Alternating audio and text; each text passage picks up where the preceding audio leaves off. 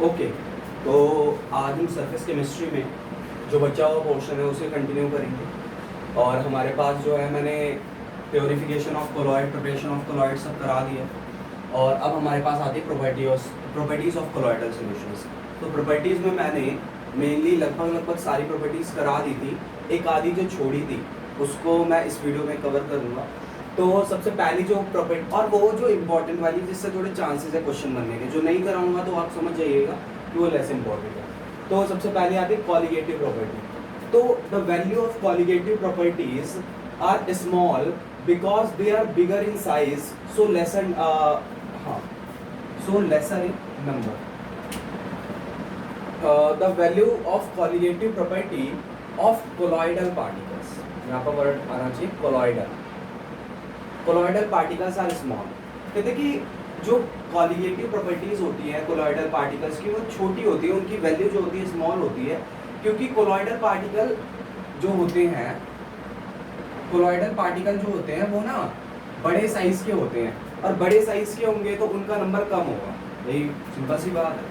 छोटे साइज वाले ज़्यादा पार्टिकल्स, बड़े साइज वाले कम पार्टिकल्स। तो कोलॉइडल पार्टिकल जो होते हैं बड़े साइज के होते हैं, इसलिए वो कम नंबर में होते हैं। और हम जानते हैं कि जो कॉलिगेटिव प्रॉपर्टी होती है वो नंबर ऑफ सोल्यूट पार्टिकल्स पे डिपेंड करती है, ना कि नेचर पे। मतलब number of solute particle matter रखते हैं।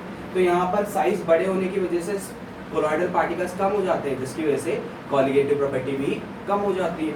मतलब कोलॉइडल सॉल्यूशंस के लिए कॉलिगेटिव प्रॉपर्टी की वैल्यू छोटी रहती है। आई होप आप समझ गए होंगे। उतार लीजिए इसको। ओके तो अगले सेक्शन पे आ जाते हैं प्रॉपर्टीज के, that is charge on colloidal particles. तो ये फिफ्थ प्रॉपर्टी है आपके एनसीईआरटी बुक में। तो इसमें क्या है, colloidal particles always carry an electric charge. ये बात आपको पता होनी चाहिए कि आपके पास कोई भी अगर कोलॉइडल सॉल्यूशन है तो वो हमेशा चार्ज होगा, या तो नेगेटिवली होगा या तो पॉजिटिवली होगा। मतलब आपको ये हमेशा याद रखना है कि कोलॉइडल पार्टिकल्स के ऊपर हमेशा एक चार्ज होता है। अगर वो उनके ऊपर चार्ज नहीं है मतलब वो कोलॉइडल पार्टिकल्स नहीं, सिंपल सी बात। उसके बाद पूरे के पूरे कोलॉइडल सॉल्यूशन में जितने भी कोलॉइडल पार्टिकल्स होंगे उन पे एक ही चार्ज होगा। मतलब आपने कोई कोलॉइडल सॉल्यूशन ले लिया तो अब ऐसा नहीं है कि उसमें पॉजिटिव चार्ज कोलॉइडल पार्टिकल्स भी होंगे और नेगेटिव चार्ज, ऐसा नहीं होगा। या तो सारे के सारे नेगेटिवली चार्ज और या तो सारे के सारे पॉजिटिवली चार्ज।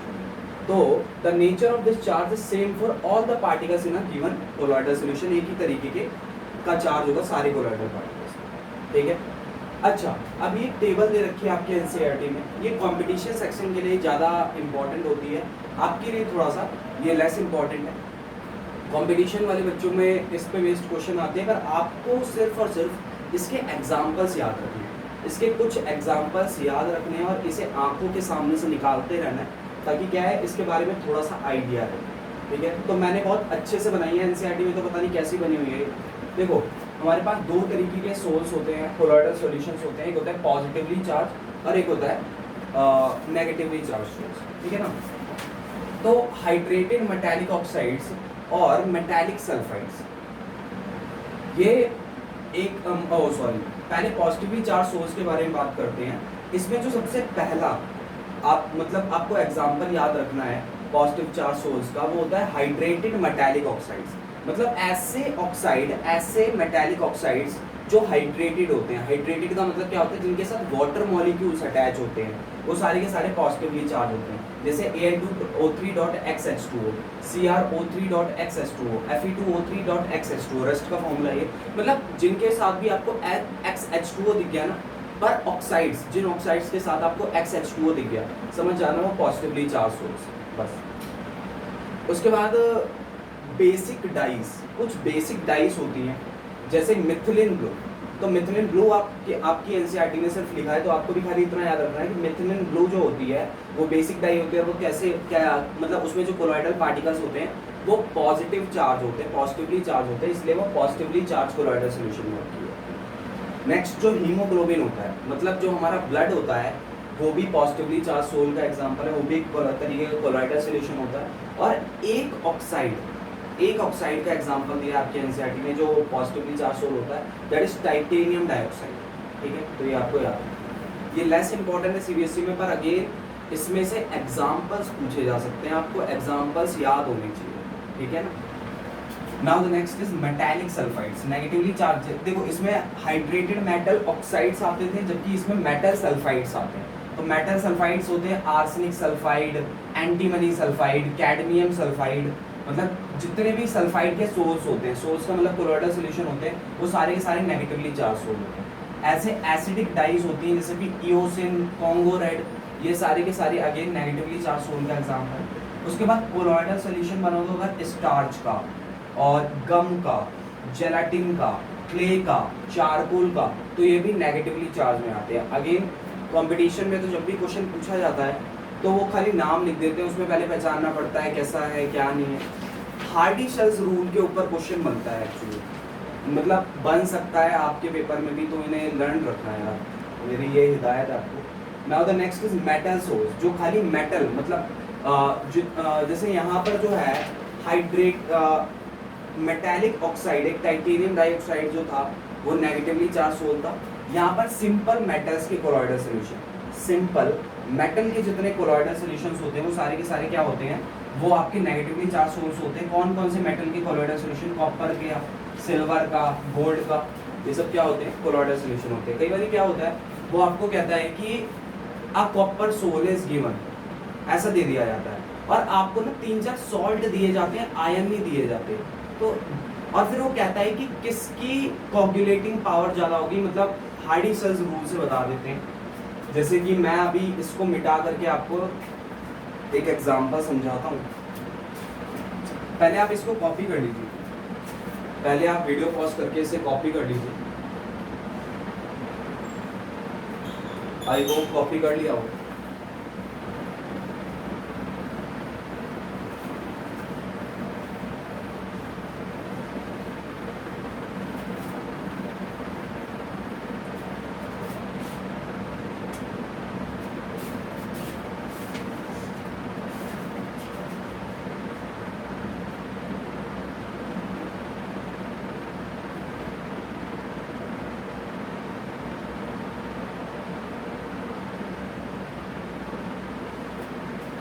तो जैसे एक क्वेश्चन मैं बनाता हूं कि a gold sol is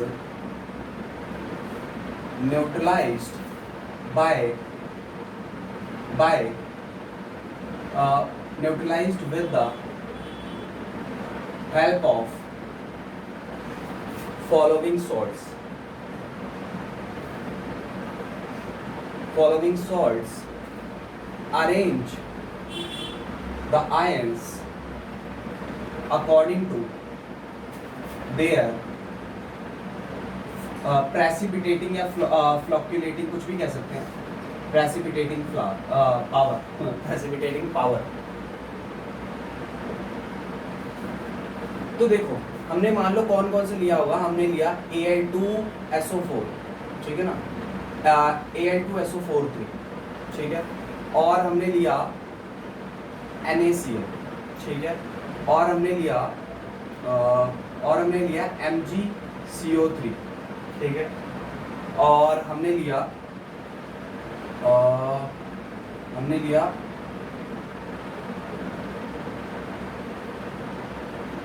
K3PO4, ठीक है, मतलब पोटेशियम फॉस्फेट ले लिया K3PO4।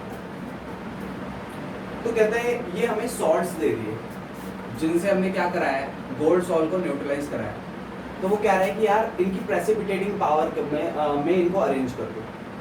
तो यार प्रेसिपिटेटिंग पावर तो हम आयंस का निकालना जानते हैं ना, हार्डी-शेल्स रूल से, कि greater the charge greater is the precipitating power. तो इसमें तो पॉजिटिव और नेगेटिव दोनों आयन है हर सॉल्ट में, तो कौन सा आयन हमको लेना है, कैसे पता चलेगा? अब पता चलेगा आपको उस टेबल की मदद से, और ये जो है आपको बताएगा ये। तो अगर मैं इसका आंसर लिखना शुरू करूं तो जो गोल्ड सोल होता है वो हमारा, अभी हमको पता है टेबल ने कि नेगेटिवली चार्ज सोल। अब नेगेटिवली चार्ज सोल है तो उसे पॉजिटिव आयन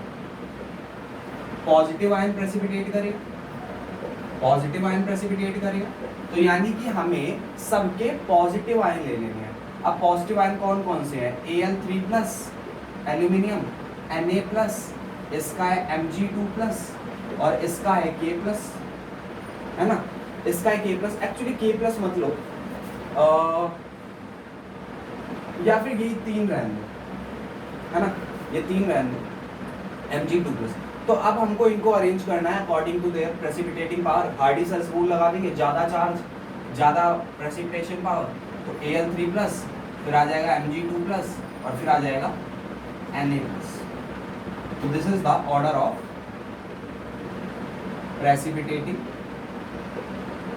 प्रेसिपिटेशन, कुछ भी लिख सकते हैं, प्रेसिपिटेशन पावर, ये इसका ऑर्डर। उतार लीजिए, ऐसे क्वेश्चन बनते हैं इस टेबल पे, तो इसको कॉपी कर लीजिए।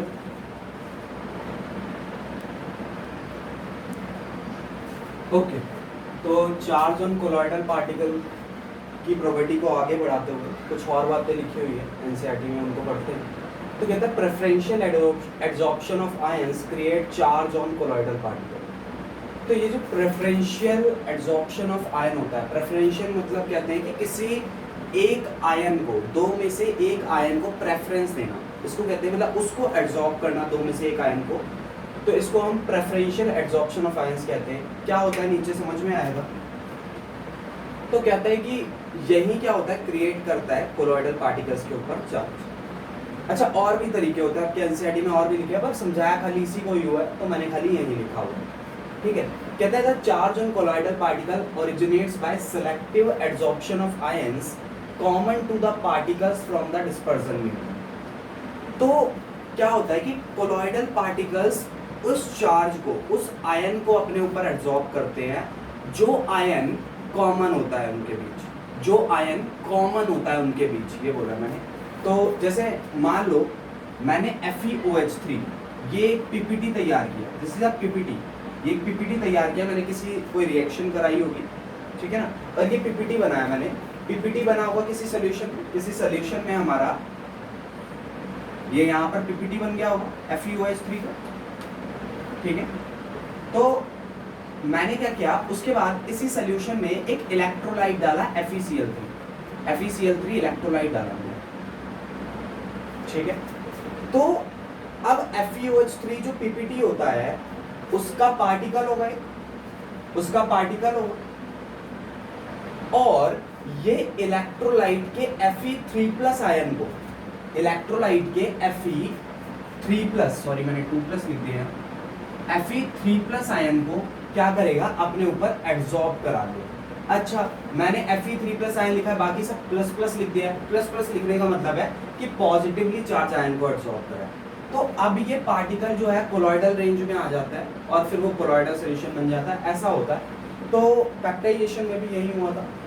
मैंने क्या बोला, मान लो मैंने किसी सॉल्यूशन में पीपीटी बनाया FeOH3 का, अब मैंने उसके अंदर FeCl3 इलेक्ट्रोलाइट डाला, तो FeOH3 अपने ऊपर कौन सा आयन एड्सॉर्ब कराएगा जो FeCl3 और FeOH3 में कॉमन होगा, दैट इज Fe3+।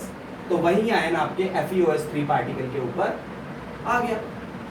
और इसको डिनोट कैसे करते हैं, FeOH3/Fe3+, मतलब FeOH3 के पार्टिकल पर Fe3+ वाला पार्टिकल एड्सॉर्ब हो गया, ठीक है, FeOH3/Fe3+।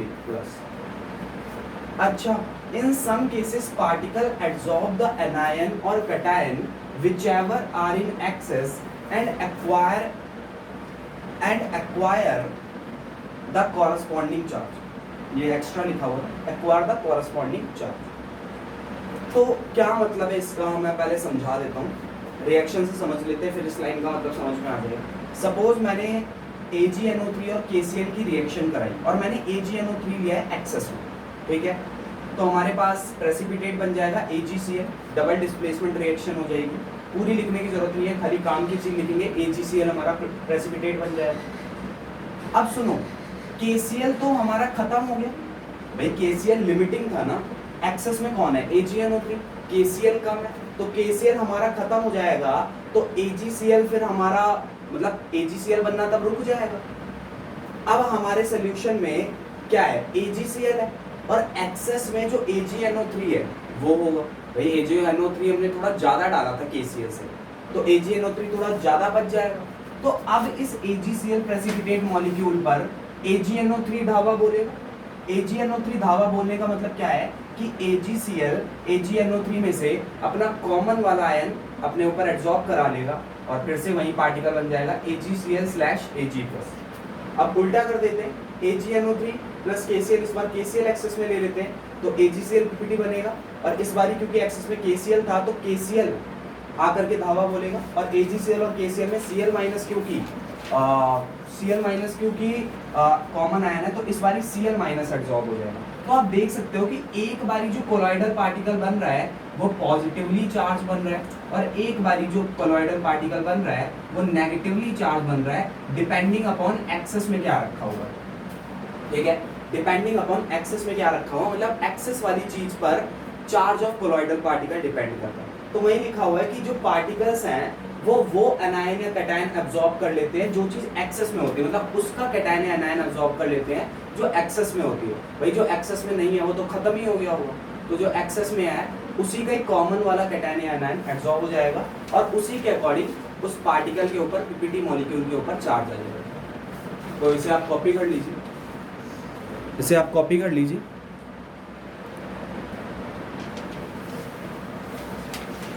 ओके, तो जो अगला है, मतलब इसके आगे कंटिन्यू करते हैं चार्ज ऑन कोलॉइडल पार्टिकल में, बहुत बड़ी प्रॉपर्टी है। कहते हैं कि the charge colloidal sol attract counter ions from the medium and forming a second layer. तो जो हमारा कोलॉइडल पार्टिकल भी बना था प्रेफरेंशियल एडजॉर्प्शन से, वो क्या करता है, काउंटर आयन को मीडियम में से खींच लेता है और एक सेकेंड लेयर प्रिपेयर कर लेता है। जैसे एग्जांपल लेते हैं AgCl/Ag+, एक पार्टिकल ये बना था हमारा और एक पार्टिकल बना था AgCl/Cl-। तो AgCl/Ag+ में हमारा AgNO3 में एक्सेस में था, जबकि AgCl/Cl में हमारा KCl एक्सेस में था। तो अब ये क्या करेगा भाई, इसके ऊपर पॉजिटिव चार्ज की लेयर होगी, Ag+ की लेयर होगी AgCl, तो ये Ag+ वाली लेयर एक्सेस में से ना अपोजिट आयन को खींच लेगी, मतलब अब NO3- आयन को भी ये खींच लेगी।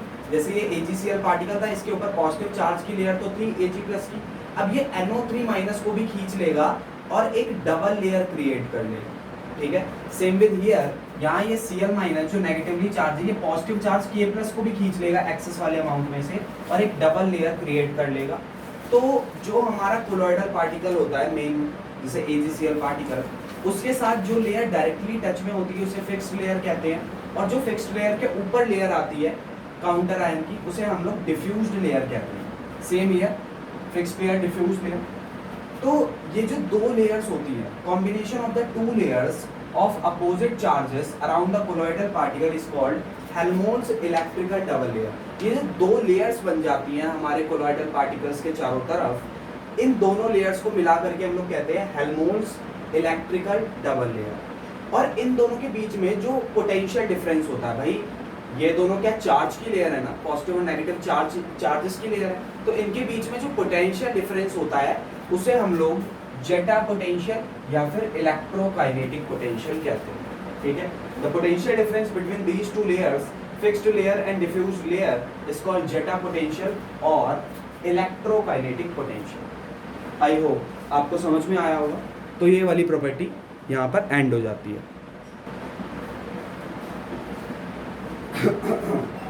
ओके, तो इसमें जो अगला टॉपिक आता है that is colloids around us, ये सेकंड लास्ट टॉपिक है। इसमें ज़्यादातर टॉपिक्स आपको एनसीईआरटी से रीड करने हैं, जो इंपॉर्टेंट वाले टॉपिक्स हैं जिनमें से क्वेश्चन बनने की गुंजाइश है वो मैं आपको करा दूंगा, बाकी आप देख लोगे। ठीक है, तो ब्लू कलर ऑफ स्काई, तो ब्लू कलर ऑफ स्काई इसलिए आपको दिखते हैं क्योंकि जो डस्ट पार्टिकल्स होते हैं हमारी, ये जो एयर है, ये जो एनवायरनमेंट है, ये भी तो एक तरीके का कोलॉइडल सोल्यूशन है। तो इसमें जो डस्ट पार्टिकल्स होते हैं और जो वाटर मॉलिक्यूल्स होते हैं वाटर वेपर्स के फॉर्म में, वो क्या करते हैं, वो ब्लू लाइट को स्कैटर करते हैं, इसकी वजह से हमें स्काई का ब्लू कलर दिखाई पड़ता है। तो वही लिखा है, dust particles along with water suspended in air scatter blue light which reaches our eyes and sky looks blue to us. Okay, now the next is blood. देखो blood, अच्छा, blood it is a colloidal solution of an albuminate proteinous substance. देखो यार, blood ना एक colloidal solution होता है, blood भी एक कोलॉइडल सोल्यूशन होता है। किसका कोलॉइडल सोल्यूशन? प्रोटीनेशियस सब्सटेंस का। कौन सा प्रोटीन होता है? एल्ब्यूमिन प्रोटीन होता है वो। पर आप खाली इतना ध्यान रखिए कि ये भी एक तरीका का क्या होता है, कोलॉइडल सोल्यूशन होता है। The styptic action of alum and ferric chloride solution is due to coagulation of blood forming a clot which stops further bleeding. आपने देखा होगा स्टिप्टिक एक्शन, स्टिप्टिक का मतलब क्या होता है, टू स्टॉप द ब्लीडिंग। आपने देखा होगा कि दाढ़ी बनाने के बाद जो लोग होते हैं वो एलम लगाते हैं, फिटकरी, ठीक है, फिटकरी लगाते हैं। ये कई बारी ब्लीडिंग रोकने के लिए डॉक्टर्स एक सोल्यूशन का यूज करते हैं, FeCl3 सोल्यूशन, ठीक है, फेरस क्लोराइड, फेरिक क्लोराइड कहते हैं उस सोल्यूशन को, FeCl3 सोल्यूशन। तो होता क्या है कि हमारा ब्लड क्या है, हमारा ब्लड एक कोलॉइडल सॉल्यूशन। कैसा कोलॉइडल सॉल्यूशन, ये अभी हमने पढ़ा है, पॉजिटिवली चार्ज कोलॉइडल सॉल्यूशन होता है। कैसा होता है, पॉजिटिवली चार्ज कोलॉइडल सॉल्यूशन होता है। तो हम एलम या FeCl3 की मदद से कैसे, जब कोई भी कट लग जाता है तो कैसे हम आखिर मतलब ब्लीडिंग को स्टॉप कर पाते हैं। होता क्या है कि हम जब ये फिटकरी या फेरिक क्लोराइड लगाते हैं ना, तो वो कोगुलेशन कर देता है, हमारे पॉजिटिवली चार्ज सोल को, ब्लड को कोगुलेट करा देता है with the help of negative ion, जिसकी वजह से क्या हो जाती है, वहां पर एक लेयर बन जाती है कोगुलेशन की और ब्लीडिंग रुक जाती है। कैसे कोगुलेट कराता है वो देख लेते हैं। एलम का फॉर्मूला होता है KTSO4.Al2SO4.24H2। इसमें नेगेटिवली चार्ज आयन कौन है, SO4 2-, और फेरिक क्लोराइड में नेगेटिवली चार्ज आयन कौन है, Cl-। तो ये SO4 2- या Cl- क्या करते हैं, जा करके हमारे पॉजिटिवली चार्ज ब्लड को कोगुलेट करा देते हैं। भाई ये भी कोलॉइडल सॉल्यूशन है, और इस इलेक्ट्रोलाइट के नेगेटिव आयन ने हमारे पॉजिटिव आयन जो कोलॉइडल चार्ज के ऊपर, कोलॉइडल पार्टिकल के ऊपर था, उसको न्यूट्रलाइज कर दिया। अब कोलॉइडल पार्टिकल क्या होंगे, प्रेसिपिटेट बन जाएंगे, कोगुलेट कर जाएंगे, इसकी वजह से क्या हो जाती है, आपकी ब्लीडिंग स्टॉप हो जाती है, आपकी ब्लीडिंग रुक जाती है, ठीक है। तो this is the 2 applications. Okay, तो अगला टॉपिक आता है हमारा, that is formation of delta. ये काफ़ी इंपॉर्टेंट है, ठीक है। तो इसमें क्या होता है, डेल्टा फॉर्मेशन कैसा होता है, डेल्टा होता क्या, पहले तो बात करते हैं। डेल्टा एक्चुअली रिवर और ओशन के बीच में बना हुआ एक एरिया होता है, जहाँ की मिट्टी बहुत उपजाऊ होती है, और जहाँ की मिट्टी में हमें चिकनी मिट्टी यानी कि क्ले मिलती है, ठीक है।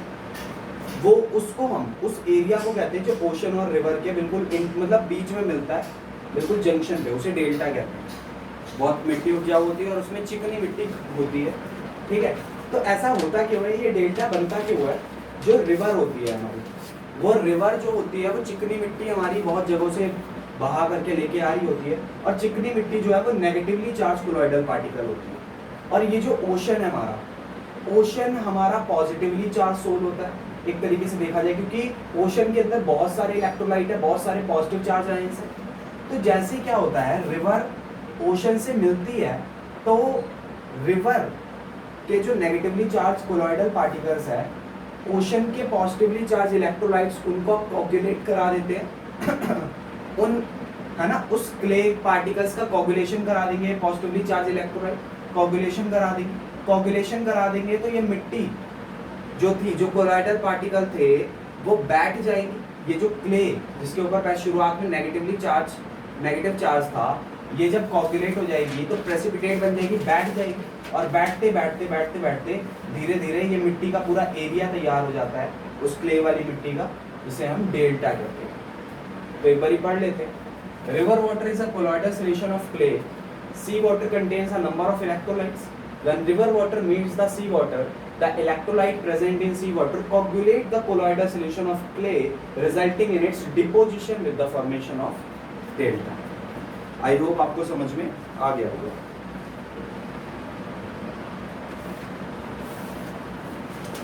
ओके, तो अगला एप्लीकेशन है, मतलब एप्लीकेशन ऑफ कोलॉइड स्टार्ट हो जाते हैं। इसके भी बाकी एप्लीकेशंस आपको एनसीईआरटी से रीड करने हैं। इसमें जो इम्पोर्टेंट वाले हैं वो मैं करा रहा हूँ। सबसे पहले इसमें जो आता है application, that is electrical precipitation of smoke.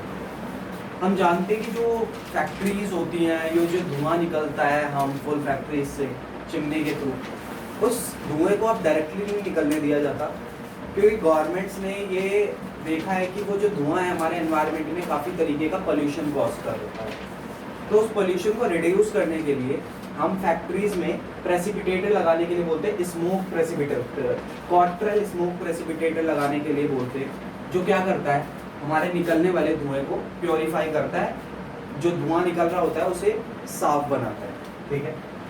तो कैसा क्या होता है, जो स्मोक होता है हमारा, जो धुआं निकलता है जिस चिमनी के थ्रू से बाहर निकलना होता है, उस चिमनी में हम अपना क्वार्टर स्मोक प्रेसिपिटेटर फिट कर देते हैं, और जो धुआं होता है हमारा स्मोक वो एंटर करता है इस प्रेसिपिटेटर के अंदर। अब जो स्मोक है वो कोलॉइडल सोल्यूशन होता है। क्या होता है वो? कोलॉइडल सोल्यूशन होता है। उसमें जो पार्टिकल्स होते हैं वो कोलॉइडल पार्टिकल्स होते हैं, और स्मोक के अंदर जो मतलब स्मोक जिन कोलॉइडल पार्टिकल से बना हुआ है उसके अपोजिटली चार्ज इलेक्ट्रोड हम लोग इस प्रेसिपिटेटर में लगाते हैं। जैसे मान लो हमारे स्मोक के कोलॉइडल पार्टिकल्स पे पॉजिटिव चार्ज है तो हम इलेक्ट्रोड नेगेटिवली चार्ज लगाएंगे। तो जब स्मोक के कोलॉइडल पार्टिकल्स इस इलेक्ट्रोड के थ्रू बाहर निकलने की कोशिश करते हैं तो ये इलेक्ट्रोड उन पार्टिकल्स को न्यूट्रल कर देती है, और वो पार्टिकल्स जब न्यूट्रल हो जाते हैं तो वो नीचे गिरने लगते हैं, प्रेसिपिटेट हो जाते हैं, क्योंकि उनके ऊपर चार्ज नहीं रहता। तो वहीं प्रेसिपिटेटरी ऐश हमारे पास बचती है। अब जो एयर बाहर निकल रही होती है उसमें से स्मोक के पार्टिकल्स तो पूरी तरीके से मतलब प्रेसिपिटेट हो चुके, तो जो एयर बाहर निकलती है वो क्लीन हो चुकी होती है स्मोक से। ऐसे काम करता है। इसकी जो थ्योरी है, इसकी जो वर्डिंग है वो आप एनसीईआरटी से रीड कर सकते हैं, और मैंने इसे डायग्राम के थ्रू आपको सब कुछ समझा दिया। ओके,